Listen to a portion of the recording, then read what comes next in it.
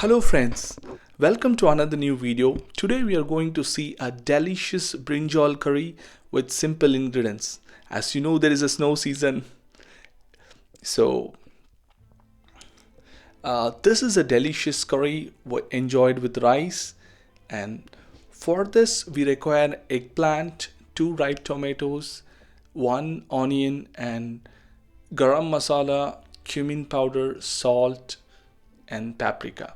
And cut the eggplant as medium pieces as shown, and cut the tomato in a medium small pieces as shown. As tomatoes are very important for Indian curries, as it gives a greater flavor and curry-ish taste. So the tomatoes are should not be so much big, or it should not be small. It should be a medium size as shown, and cut it into a medium sizes so that it gives a good flavor. And cut the onion in a fine slices so that it blends to the curry very well. So once we have done with all this preparations, as you see now, all the vegetables are ready. Now go to Instant Pot and set the settings, saute settings for 20 minutes, and just boom. So first put the uh, cumin and in a vegetable oil, or canola oil will be good. I'm using canola oil. So first a little bit, give a minute or two to heat the oil, then you put the cumins, and then you put onion. So for onion caramelization, like a saute of onion, like just will keep it for 4 minutes, so that till the onion becomes translucent. Then we put the tomatoes. The tomatoes needs to be cooked another 4 or 5 minutes, so that it becomes juicy as shown. So just try to saute frequently so that it doesn't burn.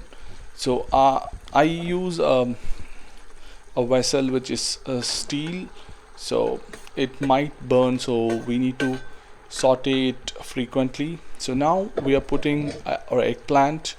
Just mix the eggplant with all the vegetables, like our tomatoes and onions, and just put a spoon of paprika, then a spoon, like a teaspoon of salt, and 2 teaspoons of garam masala, and then put water 1 cup, so that and then again saute it. Mix the all the ingredients and saute for 3 to 4 minutes till it becomes a proper mixture. So once it's all mixed, see that like doesn't burn anywhere, so that we require a thorough cooking. And once it is done, ensure that like all the masalas goes inside it. So sauteing will be a very must. And then put some butter pieces, so the butter adds a good flavor for curry.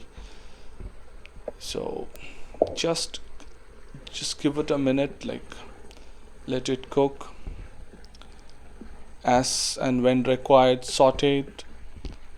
Then once it is done, so we can see brinjals becoming moist, put another half cup of water.